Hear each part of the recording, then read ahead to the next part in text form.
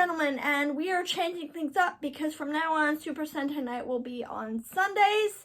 Movie nights will generally be on Mondays, but today I need to get this recording out of the way, so it's going to be on a Tuesday. And I just saw the Mario movie. I went into this movie with very low expectations because obviously video game movies do not have a great reputation and most of them are terrible. But I was pleasantly surprised at how good this movie was. There's not a lot of new plot to it. The only thing that you need to know is that Mario and Luigi start out as plumbers and they're living in New York. And they're not very good at it. It's basically the typical story of they're down on their luck and they end up going to the Mushroom Kingdom through events. It's not really relevant. But from there, it's basically the same Mario story that we've seen. That doesn't mean it's bad, but this is the nerd room, and I'm assuming y'all are nerds, and some of you are gamer nerds, so most, if not all of you, know who Mario is and what the story behind that is, so I'm not really going to go into detail. Most of what makes this movie good is the referencing, so I'm not really going to go into deeply what I liked about it because there is just too much.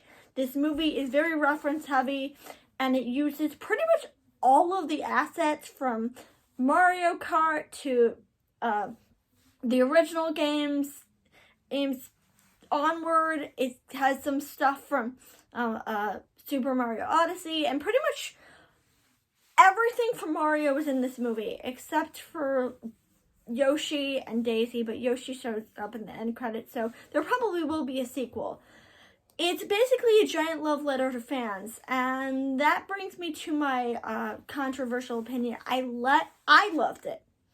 I thought it was very good, but you may not have as much enjoyment about this movie if you don't know that much about Mario. If you're not well versed in the games, you will enjoy it, but you will enjoy it more if you are aware of the games and have at least played some of them and are knowledgeable about them.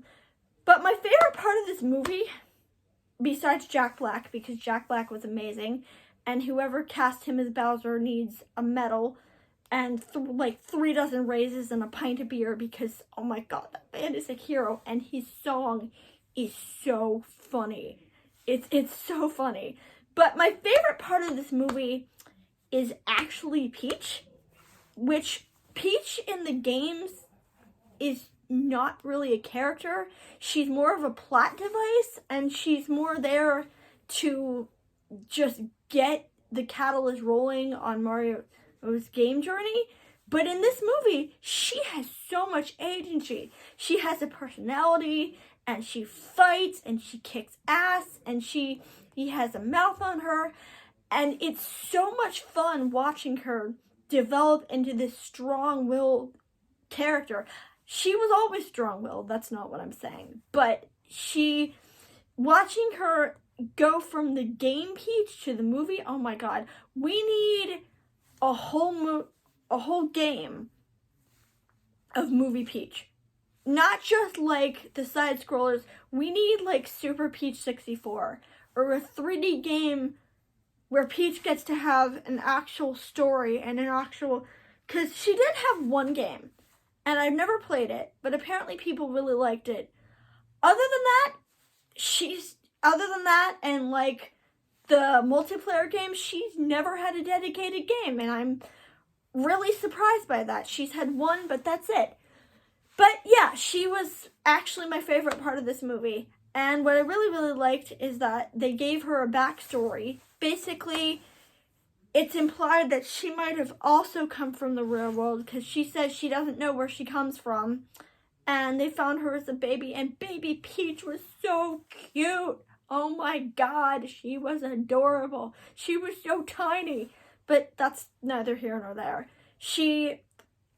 They didn't know where she came from, and the Toads raised her, and she ended up being their princess because they crowned her princess, and I thought that was very cute, and I liked that explanation, and I really hope the sequel, because obviously there will be a sequel. This movie made so much money. We'll explore where she came from and explore more of her backstory, because I so want to see more of her. Donkey Kong was also in this movie. I liked his repertoire with Mario, but it's nothing that you haven't seen before. They have a rivalry. They start out hating each other, but then they end up getting along at the end. Luigi is mostly there for comic relief, and his comic relief is pretty funny. I love the scene where he's in the cage, and the little star is just so morbid. And it's funny because the star is voiced by the child of one of the producers, and I think that's what makes it funny. This sad, woe is me character spouting that she just wants to die, being voiced by a 10-year-old child. That was so funny. But anyway, this movie is great. I think it's very good. I would highly recommend you at least play one Mario game before you watch this movie. Not just because I think it would help you, but because please play Mario. Mario was great. But play a Mario game before you watch this movie so that you have a little bit more knowledge of the game, of the movie and what goes into this movie, because it will sincerely help you get the references. There are many of them. And that's it for this week. I will be back next week with another movie review, and I hope to see you later.